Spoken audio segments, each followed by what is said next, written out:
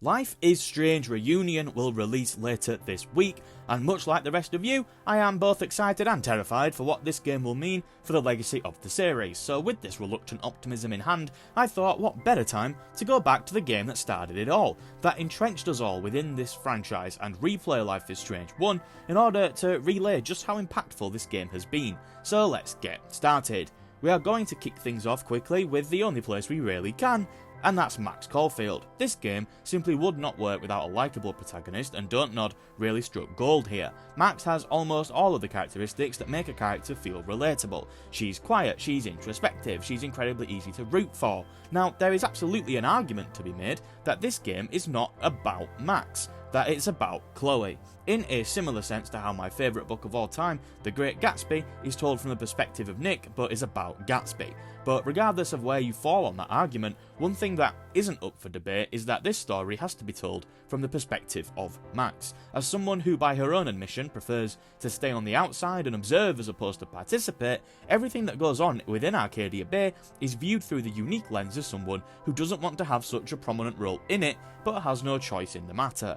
This is perfectly illustrated by the photography motif. Max is a student at Blackwell studying photography, which serves as the perfect metaphor for who she is as a person. She watches life go by and captures it as it happens, but she hesitates to submit her picture for the photo contest because it is a picture of herself. She doesn't want to be in frame, she doesn't want to be involved. Because Max Caulfield has been blessed, or more accurately in my opinion cursed, with the ability to rewind time, now the majority of the gameplay of Life is Strange stems from this rewind mechanic, where you can rewind and make different choices, or grab an item from somewhere, rewind time and still have it. But it's so much more than that, but we will speak about it in much more depth later on.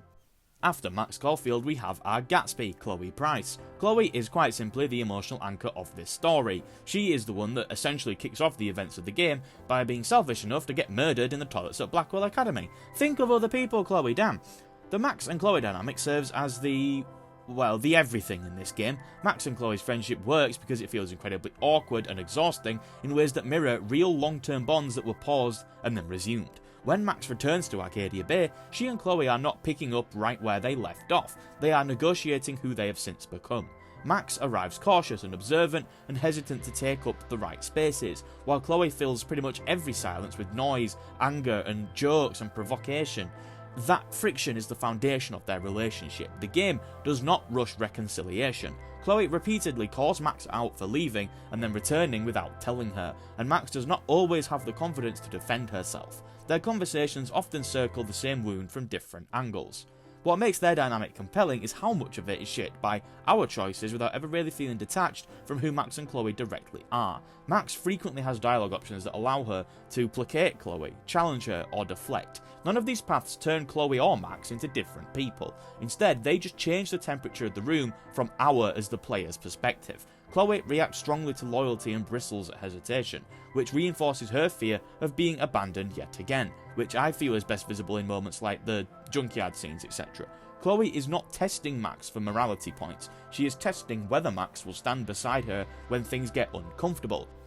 Though typically through no fault of her own, usually everybody that Chloe grows close to ends up leaving. First Max, then her father, then Rachel, and to a more abstract sense her mother Joyce, by being with David, which Chloe sees as a direct betrayal. That through line persists across this entire game, and it is evident that she is terrified of it happening again. Their bond is also communicated a little bit through the gameplay. Max's rewind ability often becomes a way to protect Chloe from consequence. There are many moments throughout this game where Chloe can die, which I think is pretty explicitly a sign from the universe that for whatever reason she is supposed to die, and Max rewinding to save her in the beginning has thrown everything out of whack, you know, the general point of the game. But when she does die numerous times, Max obviously keeps rewinding to bring her back. This creates a subtle pattern where Max absorbs risk so that Chloe does not have to. Over time, that pattern becomes quite strained. Max begins to see outcomes that Chloe has never witnessed, especially during moments involving the danger. This imbalance creates quiet distances between them that neither can really outwardly acknowledge. Max knows things Chloe does not, and that knowledge starts to weigh on how she interacts with her. There is also a tenderness to their shared history that never relies on nostalgia alone. Max and Chloe do not function as opposites or mirrors, they function as two people who grew separately and now have to decide whether growing back together is possible, sustainable, or worth doing. Chloe Price left a mark because she refused to be tidy. She was loud, she was defensive, she was impulsive, at a time when games rarely allowed young women to take up space like that without apology. Her anger was visible, her grief leaked into everything she did, and the story never rushed to smooth those edges down. We weren't asked to fix Chloe or to redeem her, we were asked to stay with her during all of the trauma. But despite how it may seem from all that rambling, there actually are some other characters in this game, so let's talk about a few of those. Kate's storyline exposes the social pressures that are baked into Blackwell and Arcadia Bay, especially the way that shame, visibility and silence can really compound upon each other. What happens to her feels plausible in a way that's really uncomfortable, because nothing about her story requires a villain with grand ambitions. It requires only societal sort of deviation and a lack of intervention. Her arc is rooted very firmly in the early digital age, where reputation begins to exist independently of truth. Kate's humiliation spreads through the viral video, which she did not have the power to meaningfully respond to. The harm doesn't come from being seen, it comes from being reduced. Kate now is seen by everybody as just this video. Authority figures frame the situation as a misunderstanding, which subtly shifts responsibility back onto Kate somehow. That deflection mirrors the real-world patterns, where institutional response prioritises calm over care. Max's involvement with Kate is small in scale but really precise. The rooftop scene is heartbreaking. The scene avoids the sort of outward spectacle that it easily could have done by keeping the focus on the conversation rather than the intervention. Success or failure hinges on whether Max treats Kate as somebody whose feelings are valid and not fragile. Kate's storyline doesn't dominate the game, and it doesn't need to. Its strength comes from its contrast. Amid all the mysteries and the conspiracies and the supernatural elements, Kate's situation remains extremely grounded in social pressure and isolation. Any form of Max's power has nothing to do with it. Then you have little weasels like Nathan Prescott, who is given every contextual reason for sympathy and still remains difficult to empathise with. His wealth and family pressure are made quite explicit, but they never excuse his actions. Nathan uses his suffering as a justification rather than a point of reflection, and I really just could not empathise with him despite all the effort made in Before the Storm. Victoria Chase sits somewhere really annoying between awareness and regression. She is introduced as this caricature of elitism and insecurity, and over time the game does allow some cracks to show. There are some moments where she displays a sort of self-awareness, but unfortunately I feel that she just repeatedly returns to the same patterns of cruelty, often when vulnerability would have made more sense from a writing standpoint. This back and forth makes her really frustrating rather than complex, as I feel was the intention. The game seems really unsure of whether it wants to critique her or redeem her, and that hesitation leaves her trapped in a loop of almost change. And then you have someone like Warren, who positions himself as a loyal friend, but his loyalty carries a lot of expectation. He hovers, over-explains, and assumes that Max should always return his attention. His gestures and lingering presence often feel more like obligation than support. That tension makes him both awkward and frustrating, which highlights how teenage relationships can be really uneven when care comes with strings attached. I've never really much cared for his character, but I must say him beating up Nathan was really funny. The most important character that never once appears on screen is Rachel Amber. Rachel Amber works because she exists in absence. We as Max never meet her as a living presence, only as an idea shaped by the stories and the memories, which is exactly why she functions so well as a Jane Doe. Rachel becomes whatever someone needed her to be, and in doing so, she reveals more about the people that she's left behind than about herself. Mr. Jefferson, by contrast, works because of proximity and trust. He occupies a position that feels safe and encouraging. His authority isn't enforced through fear but through validation, and that makes the reveal effective, not because it's really shocking, I saw it coming, but because it reframes everything that came beforehand. His obsession with control and stillness and preservation hides behind artistic language, allowing him to operate completely in plain sight. Together, Rachel and Jefferson are the ones that give the murder mystery its shape. Rachel represents the unknowable centre, the life that has been reduced to fragments and rumours. Jefferson represents the danger of charisma and power disguised as mentorship. But before we explore the themes of the game now, if you are enjoying it, then may I interest you in subscribing to the channel, as I upload at least one video a week and will have a video analysing Life is Strange Reunion very soon. Thank you very much, but now, the butterfly effect. The butterfly effect in Life is Strange is incredibly overt. It is a lens through which the story explores how small decisions ripple outward in ways that feel significant without ever becoming abstract. Friendship is also central to how these ripples are felt. The game frames bonds as both fragile and resistant. Max and Chloe's connection, the trust extended to Kate, even the strained familiarity with the likes of Victoria, all function as threads that stretch and pull with each decision. Choices affect the texture of these relationships, but the underlying bonds persist in ways that reflect real-world dynamics. People do change, they misunderstand, they reconcile, they make mistakes, and sometimes drift apart. Yet history leaves traces that shape every encounter. That interplay between continuity and consequence gives the story a real sense of ongoing life outside of any single scene. Grief and trauma also exist in tandem with these ripples. Chloe carries loss in her posture, her anger and her outbursts. Max carries the weight of foresight, witnessing what can happen and attempting to intervene. Almost every character bears a form of trauma that intersect with Max's choices. The butterfly effect ensures that trauma isn't confined to the individuals experiencing it. It spreads through the social fabric, affecting interactions and opportunities for trust, and also emotional responses. But the most resonant theme for me personally is how the game is a meditation on growing up. Adolescence in Arcadia Bay is really messy. Max's journey through friendship and loss is sort of the process of learning who she is and what she values. The butterfly effect does amplify this because every decision is a rehearsal for adulthood, how to act under pressure, how to balance loyalty, how to reckon with mistakes that cannot or should not be undone. Growing up, we all make decisions that we wish we could change, but by removing that sense of regret, Max loses the ability to feel the consequence of choice. Making mistakes and learning from them are a valuable pillar of growing up. When this game released back in 2015, I was 15 years old. I know, you lucky suckers have just got an age reveal, you're welcome. If I had the ability to alter my decisions or go back and change them, I absolutely would have done at certain points, but in that scenario, I would not be the person I am right now. I would be someone entirely different, an artificial husk of idealism. But what about the gameplay? Well, for the majority of the game, it revolves around rewinding time. The rewind mechanic reshapes how choice works by making decisions provisional. Max can say the wrong thing, see the reaction, and pull it back. You experiment, test boundaries, and learn what works. Over time, that freedom becomes quite complicated. Max starts carrying knowledge that nobody else has, remembering conversations and outcomes that technically have never happened. That awareness changes how she interacts with pretty much everybody. What gives the rewind its power is not when it works, but when it doesn't.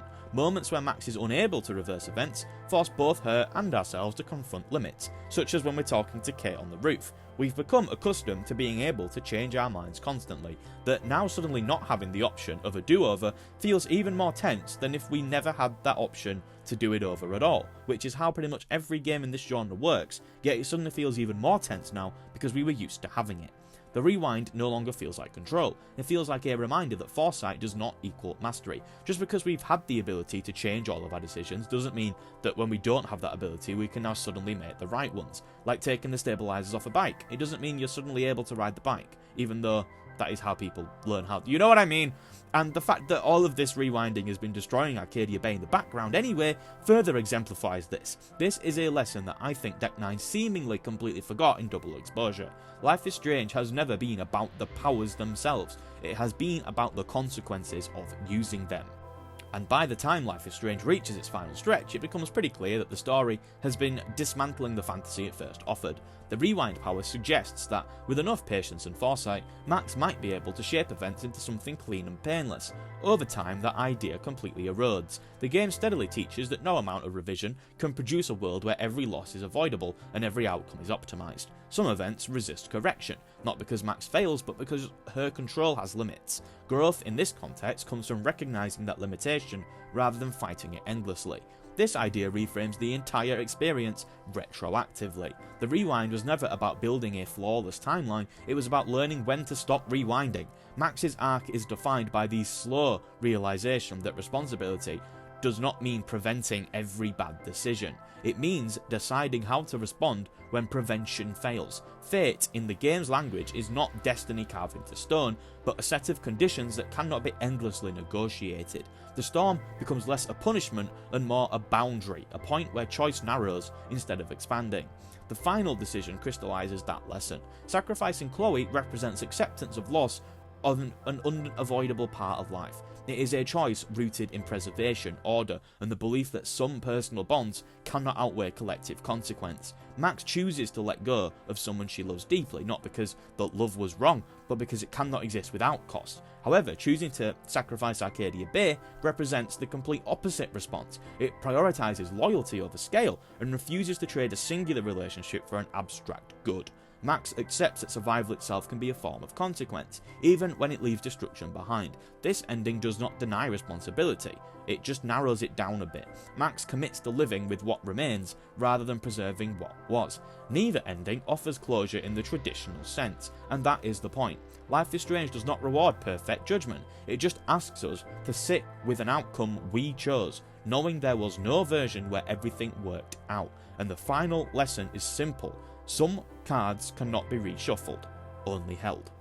The game also does quite a lot of small things perfectly. It's a game I've always thought has nailed environmental storytelling, how you can learn so much about a character without even speaking to them, just by observing the spaces they inhabit. This is something that Dontnod have always excelled at in all of their games, even the ones I didn't like. You cannot have a negative word to say about the soundtrack either, simply outstanding. Obstacles will forever be etched into my mind. My biggest criticism though of Life is Strange is that every single time I replay this game, the dialogue ages even worse. Now don't get me wrong, the dialogue was actually hella outdated back in 2015 as well, but 11 years on, some of the words coming out of these characters' mouths are just absolutely outrageous, but at the same time it does at least add to a bit of the charm.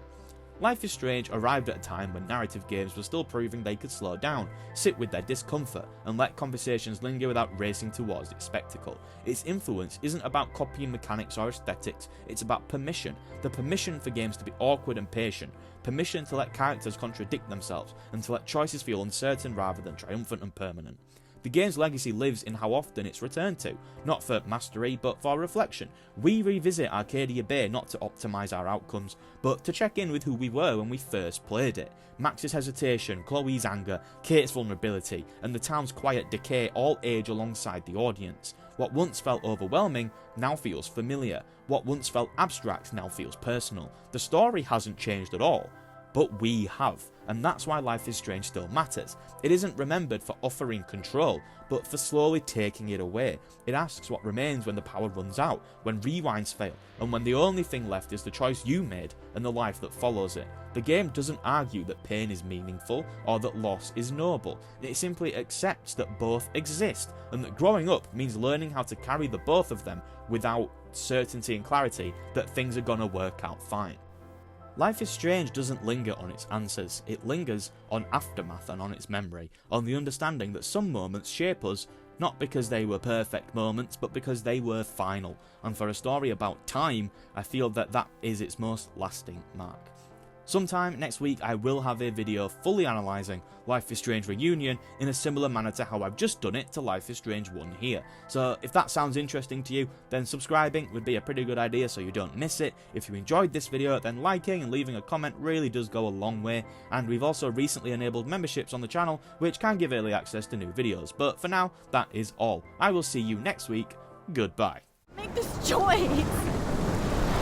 No, Max. You're the only one who can.